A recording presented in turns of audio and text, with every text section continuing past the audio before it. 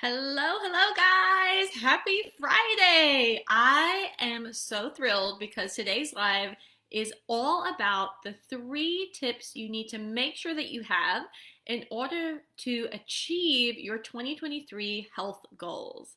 So, I think one of the most interesting statistics that I've seen recently is actually that by this time of the month, the third week of January, only 36% of people are continuing with their New Year's resolution. So that means that the majority of people have actually fallen off the proverbial wagon and are no longer sticking with that goal, that New Year's resolution that they'd set just 3 short weeks ago. So that really made me wonder, okay, why? Why is it that some people, and honestly a really small portion of people, stick with their New Year's resolution or goal, and why do most of us not, right? I think this is a really great thing to think about. And when I was pondering this idea, I came up with these 3 tips, these 3 similarities that I saw between the people that were able to achieve health success and people that weren't. So that's what I'm sharing with you today. And I think it's really important for us to understand these 3 things. And if you're feeling like your New Year's resolution is sliding, then to look at these 3 areas and consider, what can I do to help myself to stay focused on my health goals, no matter what they are, whether it's weight loss, energy increase, balancing hormones, reducing blood pressure, anything and everything regarding your health. I found that these 3 things are the commonalities between everyone that has been successful, okay? So number 1 is having clarity. So having a real specific goal in mind. I had shared this with some people the other day, but when we come up with a goal or a New Year's resolution, it's usually very general. It's like, I'm going to be healthy this year. Okay, that's great. That's a great intention. But we also need to be specific. What does that really mean? What does healthy mean to you? Does it mean you can run 3 miles? Does it mean you can bench press 200 pounds? Does it mean, for instance, like we talked about before, lowering your blood pressure, lowering your cholesterol into normal ranges? Be really specific and clear with yourself about what your goal is. And I'd like to use this idea of SMART goals. So SMART is an acronym. S stands for specific. M, measurable. So how can you measure when you've achieved that success? A, attainable, right? Something you can actually do. R, relevant, and T is time-based. So we're looking at the time frame of this year, for instance, right? When we create SMART goals, it just helps us to be crystal clear about what the goal is and also how we are going to measure success when we have achieved that goal. The other thing to have clarity on is why. Why is this particular goal so important? Why now? Why not previously in other years? Why is today the day that you want to create the change in your health? Getting clarity on all of these things will actually help you to be more focused in your actions each day. Because if you know for sure, for instance, my aim is to lose 5 pounds by the end of January, then your choices every single day are going to be different because you know with certainty and with clarity exactly what your goal is, and you have determined how you're going to do it. Which leads us to tip number 2, which is having a strategy. So if you have listened or watched the latest episode of the podcast or the YouTube video with Coach Mac from Running with Bacon, we talk all about New Year's resolutions and how to create a strategy that actually works so you achieve that New Year's resolution. And primarily we talked about habits. So habits are a great method for having a strategy to achieve your goals. And habits can be anything. It can be regarding what you're eating, what you're drinking. It can be how you're moving your body, how much sleep you're getting. It's all about creating routine in your life so that you can really make sure that you're taking a step every single day towards your goal. Now, oftentimes people don't have a strategy. They just kind of wish like, oh, yep, I'm going to get healthier this year in 2023. And so that means I'm just going to like go to the gym 3 times a week, or that means I'm just going to like eat healthy, whatever that means, right?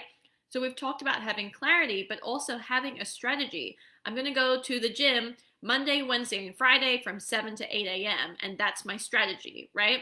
Or I'm going to eat healthily by making sure I have 1 salad every day, right? we want to have a really defined strategy that you know is going to help you, once again, take those baby steps every single day to reaching your health goals. So strategy is so important, and I encourage you to go back and watch or listen to that podcast episode or video with Coach Mac, because she brings up some great ideas around habits, habit stacking, and why they are so important in your life. So now, tip number 3, the third and final tip, is accountability. We've heard it all before. Accountability is the way that you know and can make sure that you're actually doing the things that you say you're going to do. So a coach of mine said this a few months ago, and I really believe it to be true. But the most dangerous words in the English language are, nobody will know but me. And so when you think about it in that way, when we don't have accountability, we just think, well, no one's going to check up on me. No one's going to ask the question, like, did you do this that you said you were going to do, or did you not? And so accountability can be internal. It can be you being accountable to yourself, and it can also be external. So someone else checking in with you to see if you're achieving what you said you're going to do. Most people work better with external accountability because honestly, that's just been the way that we have been brought up. We go to school, so we have teachers that are checking in on us, making sure that we're doing the homework. Or you have coaches such as myself that are checking in every week to make sure that you're doing the things that you say you're going to do. And that is a really powerful way to ensure accountability. So whether it's a coach, whether it's a friend that's on a similar goal, similar health goal as you, or maybe it's a community. Maybe you found an amazing group of people that support you and encourage you so that you really can have that group accountability along with everybody else. So everyone's striving for their health goals, and that having a community is one of the best things you can do. You know, we know that there are these places called the blue zones, which are where they have the longest lifespans. And one of the reasons, or one of the similarities they've seen in all of these blue zones around the world, is actually that they have community. They have a community of people that are similarly minded, that are doing similar things, and that really helps you to stay motivated and encouraged no matter what's happening in life. So this idea of having accountability, once again, it can be external, it can be community, it can be a coach, it can also be internal. It's finding what is going to help you to stay accountable to the most important person in this room, which is you. Okay, so those are the 3 tips that I have honestly seen when I've analyzed various people and how they have become successful with any of their goals, including their health. It is number 1, having clarity. Number 2, it is having a strategy. And then number 3 is having accountability. And these are the 3 things that I think we all need to remember to make sure we're really moving towards our health goals every single day. I wanted to share with you too, if you're finding that your New Year's resolution or goal is slipping, that is also why I've created this brand new membership called Nourish, the membership. And this is a space for women who have really understood that their health is not just physical, while the physical is also really important. It's also to do with their mental, emotional, and spiritual health. And I really believe that it's time for us to remove that diet culture that makes us feel really restricted, and instead embrace our bodies in a way that is so all-encompassing and so filled with love. Because when we have ease and love with our bodies, it allows us to make different choices with our nutrition, with our physical health, as well as our mental, emotional, and spiritual health too. So this is going to be all focused on self-love during the month of February, which I think is so great because Valentine's Day is of course coming up in February. But we're going to begin our journey in the membership by looking at self-love and looking at food as that ultimate form of self-care, that sacred practice that can actually help you to fill your own proverbial cup, as opposed to feeling like you're being emptied all the time. So this is going to be a full body, full holistic experience in this membership. And if you're interested, I have it open until the end of January for you to apply to be in it. So make sure to comment below or send me a DM if you would like to hear more about Nourish, the membership. It's going to be an amazing experience that also culminates at the end of the year with a 1-day retreat.